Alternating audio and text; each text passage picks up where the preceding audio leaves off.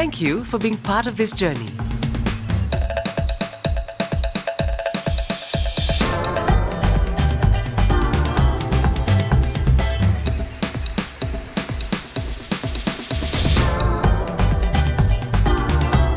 Celebrating 2 decades of Pacific stories. Brought to you by the Secretariat of the Pacific Community.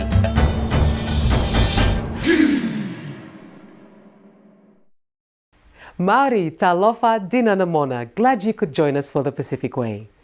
Climate change and climate variability are key issues concerning small Pacific Island countries and territories. In the small island state of Tuvalu, the National Adaptation Program of Action to Climate Change, or NAPA, is effectively addressing climate change adaptation activities for each of the islands. The program is administered and implemented by the United Nations Development Program, or UNDP, and the Tuvalu government.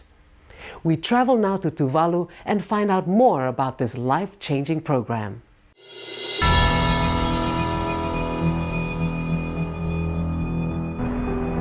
A couple of years ago, about 50 years ago, we've been living in harmony with nature and preserve stocks for the future generation. But not now anymore, because nature is no longer our friend. Climate change, climate variability, and sea level rise are key issues that have concerned the people of Tuvalu for a long time because of the physical, economic, and social impacts. Effectively addressing these issues and finding ways of mitigating their impacts and adapting to a new approach are major tasks involving all sectors of society. The National Adaptation Program of Action to Climate Change, or more commonly known as NAPA by the United Nations Development Program, UNDP, and the Tuvaluan government, is one such project that is effectively addressing climate change adaptation activities for each of the islands of Tuvalu.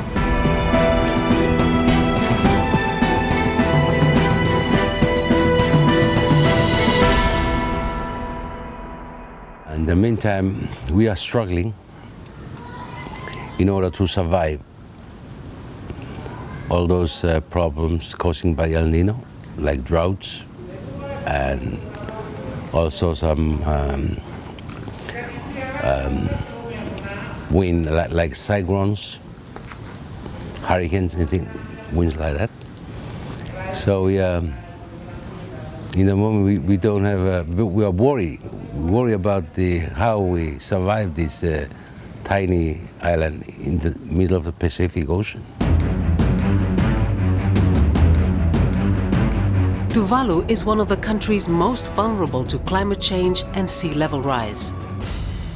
In 2011, a severe drought hit these shores, forcing the government to declare a state of emergency. Until today, farmers in the outer islands are still grappling with the impacts of climate change. The NAPA project is one of the initiatives being implemented on the ground with the Global Environment Facility, or GEF, providing funding of $3 million, while the Australian Department of Foreign Affairs and Trade, DFAT, topped this up by $1 million Australian dollars to upscale demonstration activities. Australia's contribution focuses mainly on improving agricultural food security and water management.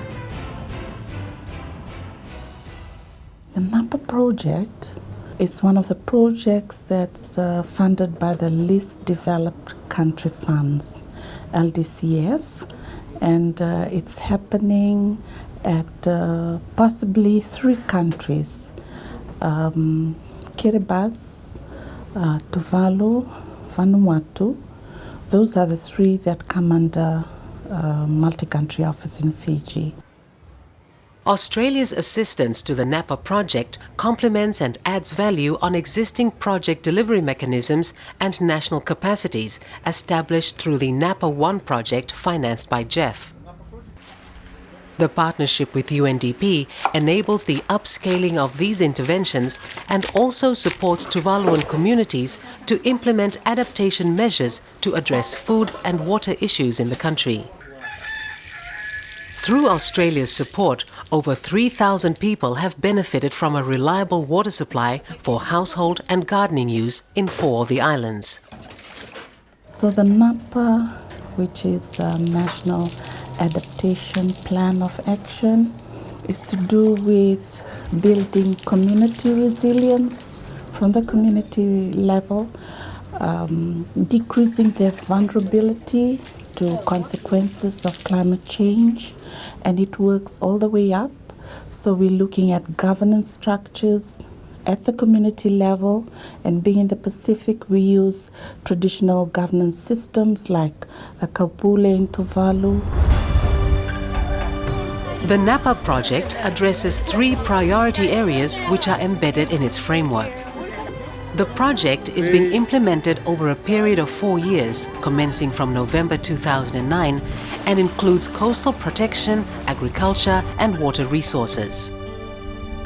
In May 2014, a mission team, including representatives from UNDP, DFAT, the Secretariat of the Pacific Community or SPC, and Tuvaluan government officials, as well as local counterparts, visited the 4 outer islands of Tuvalu, namely Nulakita, Nukufetau, Nukulailai and Vaitupu, to conduct an assessment of the food security interventions on these islands. Some of the problems and challenges that arose from the mission actually point to some key lessons learned. First of all is the importance of regular monitoring and evaluation. Now the islands in Tuvalu are quite isolated, and the high costs involved in going out to the out islands. So as implementing agencies, one of the important lessons learned to notice the need to go out there into the field quite often, to touch base with the communities, to see progress, to identify lessons learned and ways to improve the delivery. And on the recent mission in visiting these islands, some of the key lessons were picked up, and this comes back to a planning and implementation of the annual work plans. And one of the key factors is strong collaboration. The NAPA project is implemented by the Department of Environment in touching areas of food security and water security and coastal adaptation. It covers sectors like lands, agriculture and the Public Works Department. So it's important for the project to liaise or collaborate with other government departments, because the sectors, the activities are interlinked. This is at the national level, but at the community level to ensure that there's strong linkages with the island councils.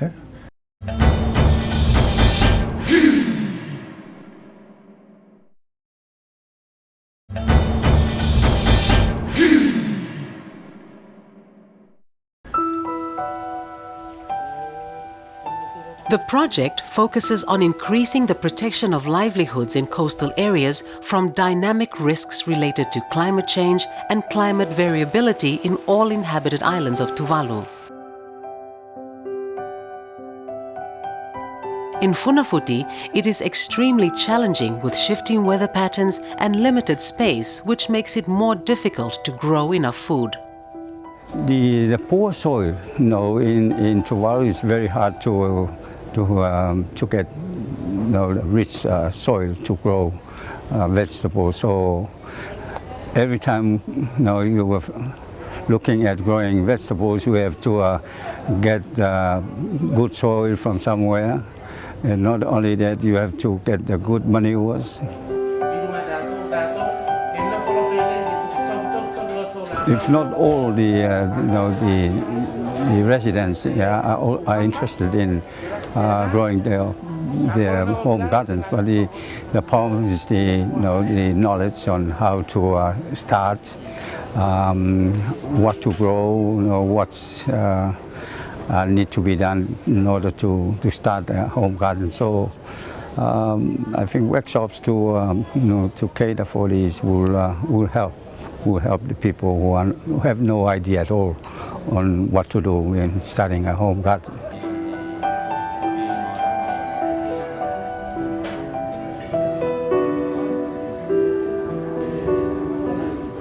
I just started this year, like on March. I just started because we have a competition in our women community, and that's why I start my garden. But before, in the last years, I've been growing my garden here. Me and my husband usually spend 3 times in a week. Like when our sons came from the school, then we come and make the garden. But most of the days, like in the morning and the afternoon, we water the garden. So most of our time we spend in here, like morning and afternoon to water.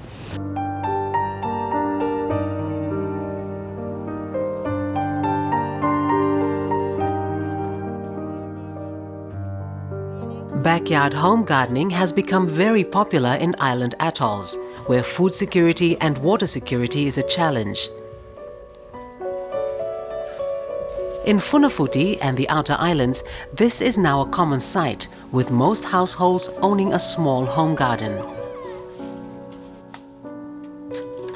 Kiasi Longolongo, a retired seaman, is now a full-time farmer, looking after his pulaka pit and home garden with the aid of his family.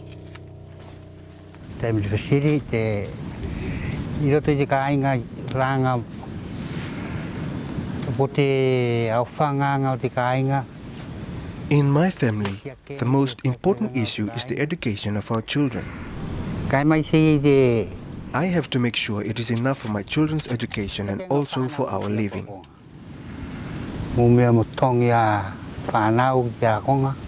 I have 2 days in a week to work on my pulaka plantation, and I also spend a day in my garden because it's just outside our home. Sometimes I don't do gardening because I have to go fishing.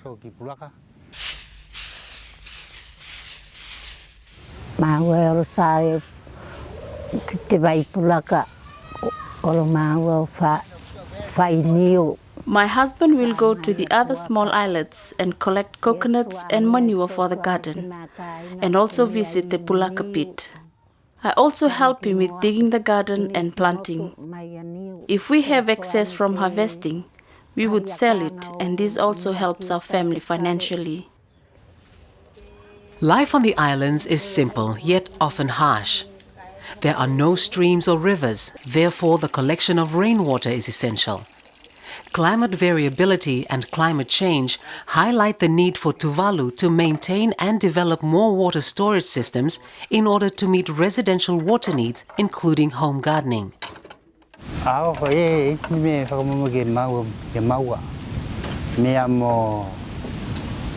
I thought of some things that we need from NAPA, things for watering plants, tools to soften the soil in the gardens, and most importantly, the tools and machines that can be used to get manure for the plants. What we're finding is about 5 or 6 key issues are coming out consistently throughout the islands. The number one issue seems to be a shortage of seedlings provided, which in a lot of cases has stopped the households from gardening. Actually, our observation is confirming that too. We see a lot of empty patches, so there's evidence that the household's been issued a fence under the project, but they've no longer got anything to grow. As the leader of the Women Island Council, I would really like to see all women on the island have their own gardens, because as we all know, it is very important to have a good and healthy lifestyle, especially for the well-being of our children.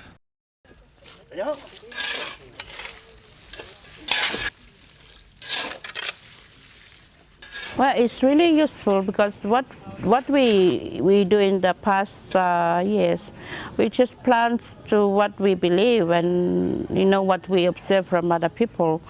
But now we have the knowledge now. I think I can apply what I get from this workshop to my garden without going and asking people,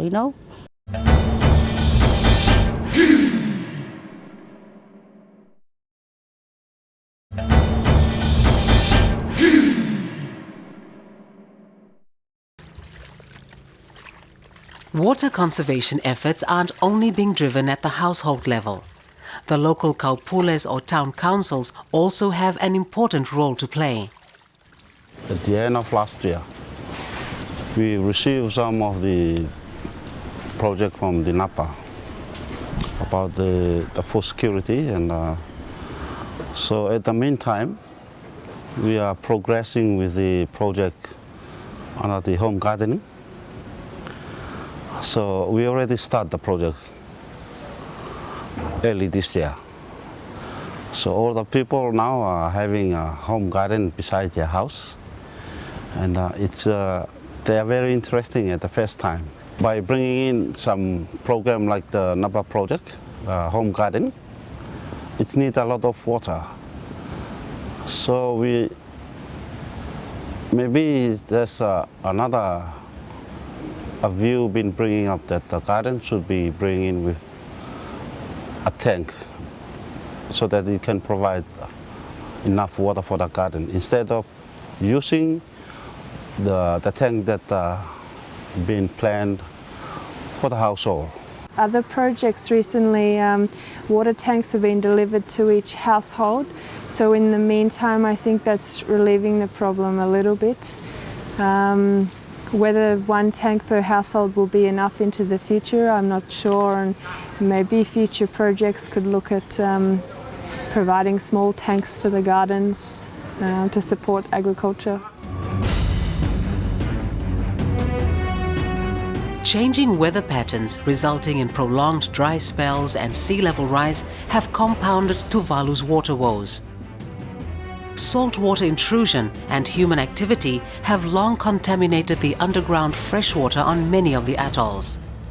One of the key challenges in the islands in Tuvalu is that of saltwater intrusion. So this affects the well-being of the pulaka plants. One of the activities that the NAPA project has supported is provided a concrete foundation or wall to grow these pulaka pits in this concrete structure. And from the discussions with some of the community members, what they've noticed is that the pulaka harvested from these artificial pulaka pits is turning out to be a little more sweeter, and it grows a little faster. So the NAPA project has been able to support food security in that aspect.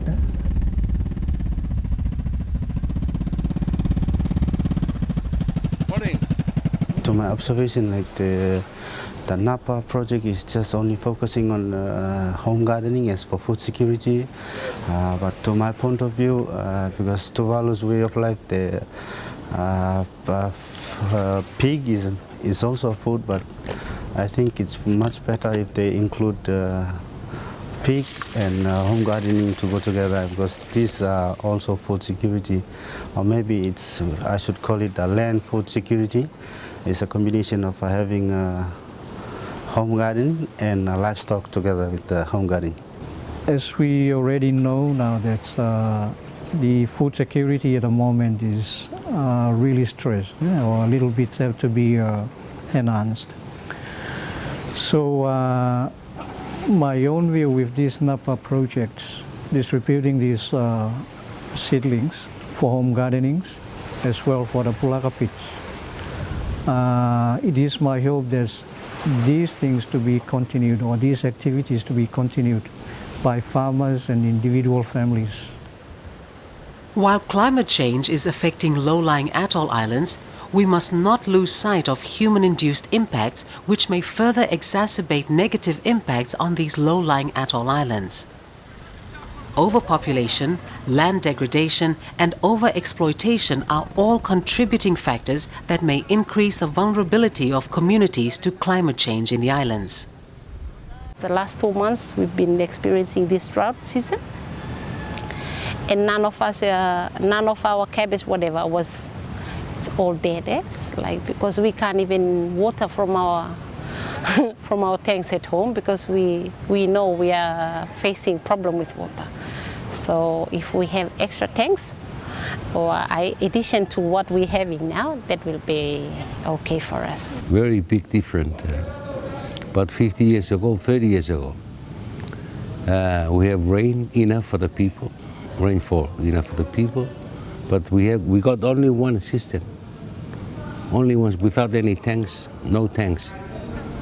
But we got enough water. The population is about 200 people. Yeah, about 30 years ago. But now each house have 4 tanks, but still we need more fresh water, rainwater. So that's what I think. Nature is no longer our friend.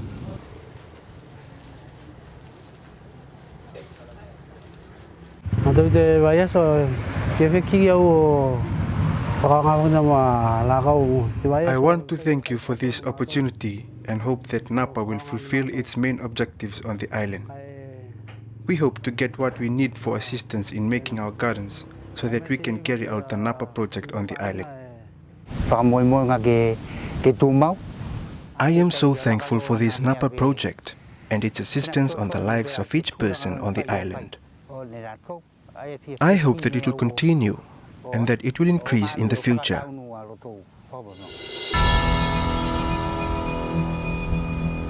Tuvalu's food and water security challenges are by no means new, and those who live here are well regarded as a resilient people. The recent food and water challenges have, if anything, reinforced the importance and resolve of this island nation to use their traditional knowledge and harness the efforts of sectors of society in conserving life's most precious resources, food and water. So you may have seen on the islands the erosion problems and the impacts of salinity on vegetations and all that, the wild taro. And these are issues that really need to be looked at in terms of providing alternative sustainable sources of food on the islands with the resources coming out of the NAPA. Yeah, there's a very positive feeling about the project. Almost all people have said it's a positive project. They appreciate the assistance that it's provided to their communities. There's been some constructive criticism about the management of the project, but it's been largely very well received. And even though the shortage of seedlings has stopped people participating to their full extent, you can see how enthusiastic they are to continue. So it's really nice. I am so happy with this great assistance from UNDP. It is crucial to have partners or working in partners. From what I had experienced, that with partners you have the courage, or there is a sense of encouraging you to do the work and continue things. The resilience of the communities in Tuvalu is not a question. I believe they have a very strong resilience. I think the key issue here is trying to, as much as possible, link the activities of the NAPA 1+ project to the existing livelihoods and well-being of the communities here.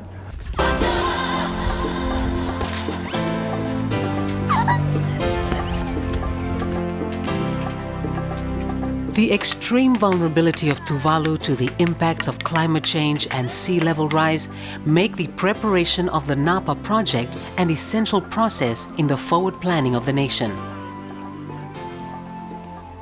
The NAPA project can take advantage of the unique opportunity for sharing experience and expertise with the rest of its Pacific neighbors. It is a project that will help strengthen the adaptation capacity of an already resilient and vibrant society.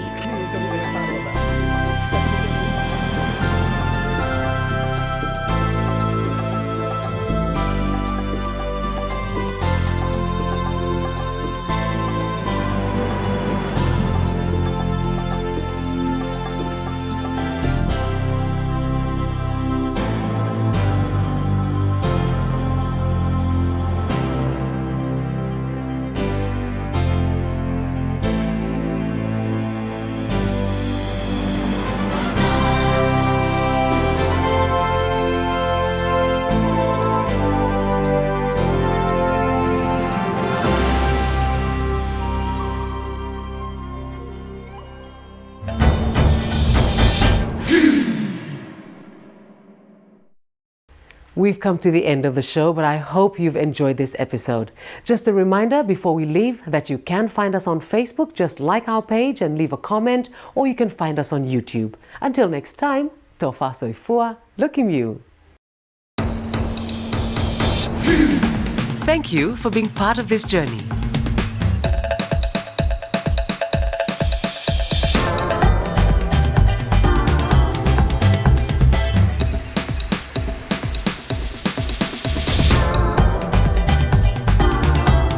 Celebrating 2 decades of Pacific stories.